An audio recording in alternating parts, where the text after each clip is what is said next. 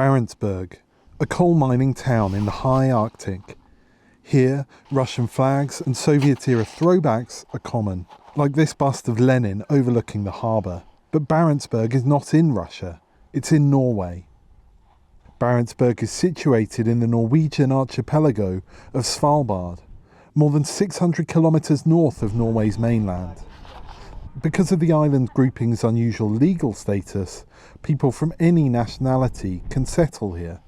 Russians and Ukrainians historically made up most of Barentsburg's approximately 400 residents. But that changed in 2022 when many Ukrainians left. Katerina Shabratska is a Ukrainian who left Barentsburg before 2022, the year of Russia's full-scale invasion of Ukraine. She now lives in Longyearbyen, the major Norwegian settlement on Svalbard. Many Ukrainians moved to Longyearbyen from Barentsburg after the start of the full-scale war. 2022 changed everything. They didn't want to spend time there anymore. Yes. Because it was a lot of bomb for 2022. Yes. Yeah, and I feel it, and I knew it, so I also was like, what the really to talk with the Russian people anymore. Okay. Shabratska says tensions in Barentsburg started before 2022, and some Russians and Ukrainians had moved the year before. They moved 2021 because there was a not so nice situation with Navalny. Russian opposition politician and anti-corruption activist Alexei Navalny returned to Moscow from exile in 2021 and was immediately arrested. He died in February at a remote Arctic penal colony. Locals say many in Barentsburg were vocal supporters of Navalny, while others were supporters of Putin, causing tensions to rise. Members of the Russian community in Longyearbyen told VOA they are now afraid to talk about the situation, as they still have family in Russia. The Russian special consul in Barentsburg declined a request for an interview.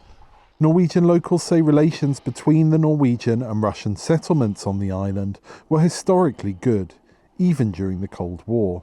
But that changed in 2022, when shared cultural events were stopped and business ties between Barentsburg and Longyearbyen were severed.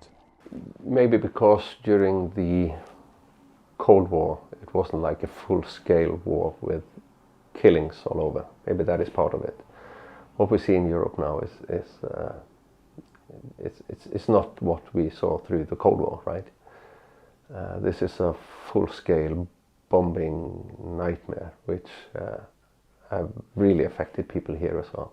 Katerina Shabratska says she and the rest of the community of 40 or so Ukrainians in Longyearbyen do what they can to raise money for the war effort back home. Here we did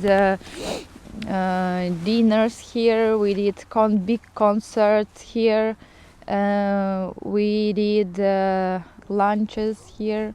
That's how we work together.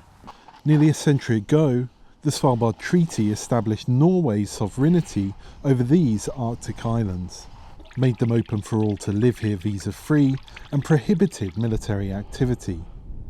There have been no open hostilities between members of the Russian and Ukrainian populations.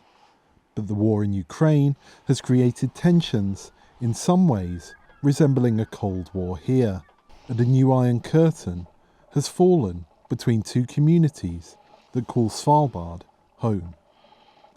Henry Wilkins, VOA News, Barentsburg, Norway.